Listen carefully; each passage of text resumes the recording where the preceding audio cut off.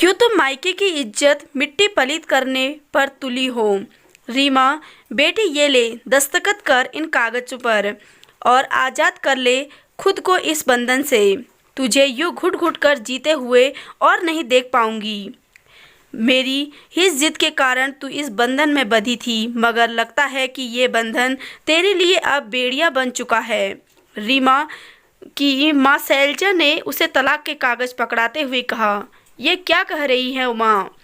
आप जिसने हमेशा परिवार में सामंजस्य बैठाकर आगे बढ़ने की सीख दी, वही आज मुझसे घर परिवार रिश्ते दिल से कुछ तोड़ने की बात कर रहे हैं। मैं ऐसा नहीं कर सकती। अब जो भी हो यही नियति है। रीमा ने उन्हें उत्तर दिया, नहीं रीमा, तेरी नियति इससे बहुत ऊंची है। मेरी एक गलती की सजा तू क्यों जीवन भर भुगते?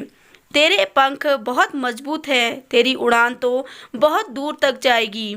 ये बेड़ियां तोड़ दे बिटिया और जा, उड़ जा और तलाश ले अपनी खुशियों भरा आशियाना। उस दिन जिस तरह से तेरी जेठानी ने मुझसे तेरे बारे में बात की और तेरे पति चुपचाप खड़ा देखता रहा, सोचकर भी आज तक खून खौल रहा है मेरा। शैलजा जी ने कहा, और तुम तो मेरी शेरनी थी, 1 साल में ही गीदड़ कैसे बन गई? तूने कब उन लोगों को इतनी छूट दे दी कि जो मुंह आए बोले? इतने तो तूने कभी अपनी माँ की नहीं सुनी जितना आज इन लोगों को का उल्लाहना सुन रही है तू, वो भी इतनी छोटी सी बात पर। अरे टिफिन में कुछ गड़बड़ हो गई हो तो इसमें इतना भी क्या हो गया? शैलजा जी ने अपनी बात आगे बढ़ाते हुए कहा, माँ, प्यारी माँ, आपके प्यार और दौलत जो आपने मुझे अनजाने में उस रात दी, मेरे गठबंधन करते वक्त आप मुझसे नाराज़ थी।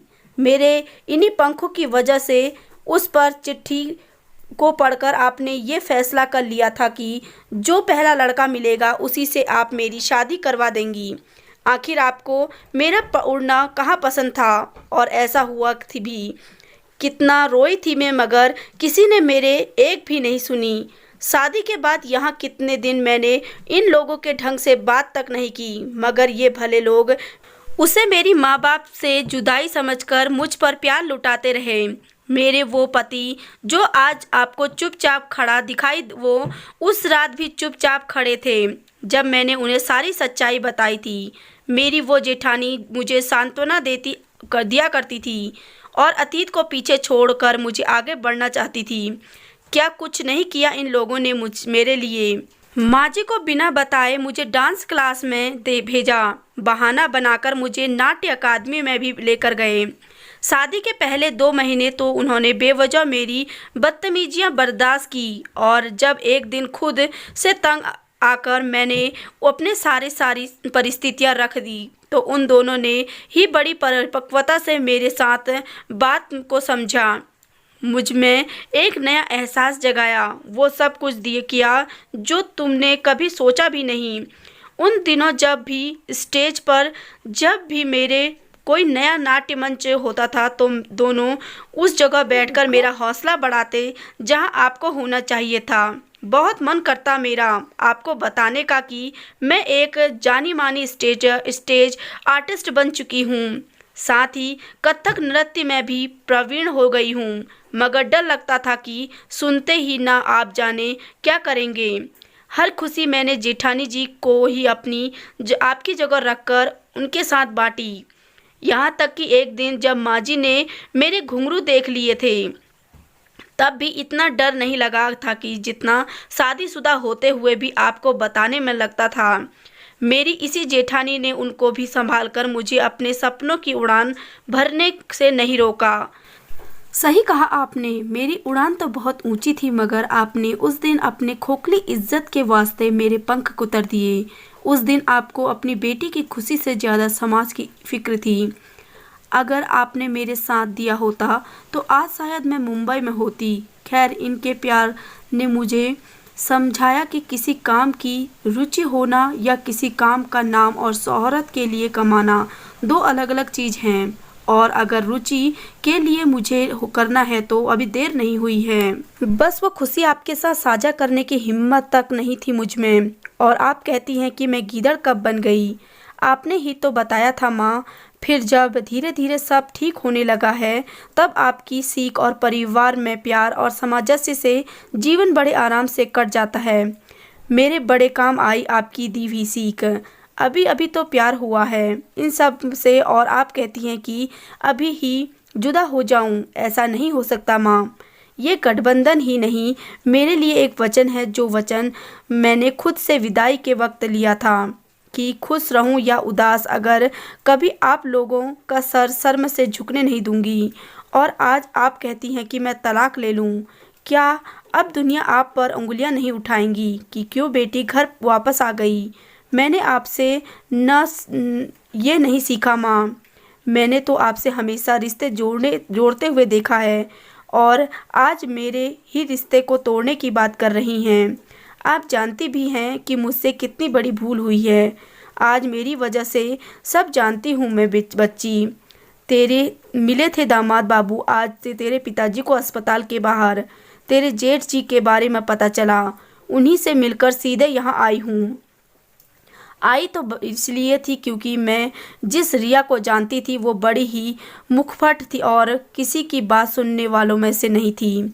और ये तो मैं जानती थी कि जो गलती तुझसे हुई है उस पर तुझे अगर समझाना भी न लगा तो आगे चलकर तू और बड़ी गलतियां करेगी। तेरी जेठानी तो कुछ बोलने को तैयार ही नहीं थी, बस कह रही थी कि इतना ही काफ़ी है कि तेरे जेठ जी बच गए हैं।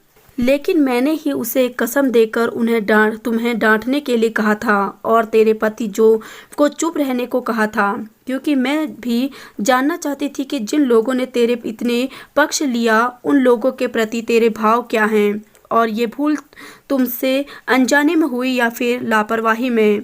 देखना चाहती थी कि मैं जिन लोगों ने तेरे ख्वाहिशों के लिए सब किया तू उनके हो पाई है या नहीं। रिया अपनी माँ को एक चक भरी निगाहों से देख रही थी। हाँ, देखा था एक दिन इश्तिहार अखबार में तेरे नाटक का, और फिर अपनी आंखों से देखा। पहले तो बहुत गुस्सा आया कि क्यों बिन कुछ सोचे तुम मायके की इज्जत को मिट्टी पलीत करने में तुली है। मगर तेरी जेठानी को भीड़ के मैं एक तरफ मुस्कुराते हुए देखकर कुछ और ही खटका। फिर दामाद जी ने पूछने पर सारी बात पता चली। बहुत खुश थी मैं कि चलो इन लोगों ने तो तूने भी काफ़ी हद तक आपस में सामंजस्य बैठा लिया है। फिर भी मन में एक बात खटकती थी कि कहीं तू स्वार्थी तो नहीं हो रही है या फिर इनके भले व्यवहार का नाजायज फ़ायदा तो नहीं उठा रही है। मगर पता जान पाती भी तो कैसे ही। उस पर आज जो तेरे जेठ जी के साथ तेरी लापरवाही की वजह से हुआ तो अपना डर सच होते हुए दिखा। इसलिए मैंने ही तेरी जेठानी को तुझे डांटने को कहा। मैं देखना चाहती थी कि मेरी बेटी मेरा गुरूर है या कि फिर मेरे माथे का कलंक। और मैं बहुत खुश हूँ कि मेरी बच्ची की तूने मुझे गलत साबित किया। आज तेरी एक चुप्पी ने ये साबित कर दिया कि मेरी बेटी रिश्ते निभाने में शेरनी है और वक्त पड़ने पर गीदड़ की तरह आंख चुरा कर भागने वाली नहीं। कोई माँ अपनी बेटी का गठबंधन तोड़ना नहीं चाहती, क्योंकि उसकी बेटी का फलता फूलता घर संसार एक माँ के लिए गर्व की बात होती है। मगर जिन परिस्थितियों में तेरा ये गठजोड़ मैंने करवाया और जिस तरह तू विवाह के बाद भी अपने सपने की तलाश कर रही थी, ये जानना जरूरी था कि तेरे मन में क्या चल रहा है।